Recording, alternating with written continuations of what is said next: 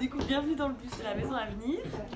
Donc on a essayé de représenter des différentes pièces et par chaque pièce, on peut vous proposer, on a rassemblé l'ensemble des aides techniques qui en ce moment peuvent faciliter le quotidien, qu'on ait des problèmes ou d'équilibre ou des problèmes de préhension, il y a notamment l'arthrose des mains, rhizarthrose, canal carpien, les problèmes de hanches pour se baisser, les problèmes de genoux.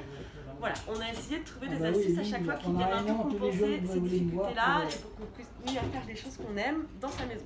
Si déjà c'est l'entrée, alors rester à domicile ça veut dire aussi pouvoir sortir. Donc là dans l'entrée c'est tout le système pour pouvoir sortir de chez soi. On peut déjà, pour pouvoir bien se chausser, il faut avoir une chaise, bien s'asseoir, mettre le chausse-pied et c'est plus facile. On est pas et les chaussettes, vous faites comment pour les chaussettes? Ah, on a aussi on a aussi un... Les godasses c'est bien, mais les chaussettes c'est une catastrophe. Et ben on a aussi un système pour mettre les chaussettes. Bon, je vous le fais en démo. Allez-y. Vous mettez la chaussette dedans. Il y a le trou, hop. Vous prenez les sangles. On met le bout du pied voilà, dedans. on met le pied et hop là. Ça c'est super. Parce que le matin, moi c'est la bagarre pour les chaussettes. Hein. Ah, non. Dans la cuisine. Donc dans la cuisine, on a aussi rassemblé différentes aides techniques pour tout ce qui est soulager les articulations des mains. Et si on a des problèmes de force dans les bras ou qu'on a un handicap, si on a un bras en écharpe lié à une fracture ou si on a une hémiplégie, on peut continuer à faire les choses avec juste un seul bras. On a par exemple l'opération du cœur, on peut plus servir de ses bras. C'est ça.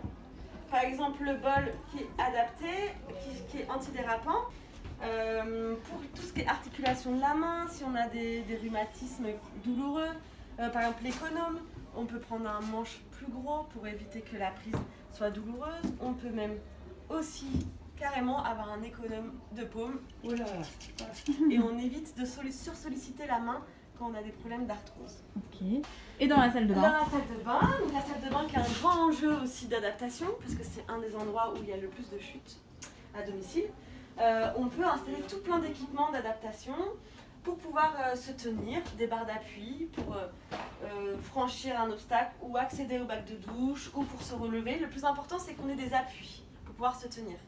Évidemment, quand on peut, c'est vrai que d'enlever la baignoire, c'est toujours faut se bagarrer, intéressant, mais bon, si on aime prendre des bains, il y a encore des possibilités pour accéder à la baignoire.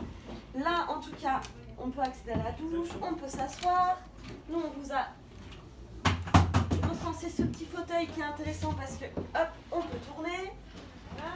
Pour se laver les pieds, la brosse à pied, pour éviter de se baisser. Voilà, tout plein. L'éponge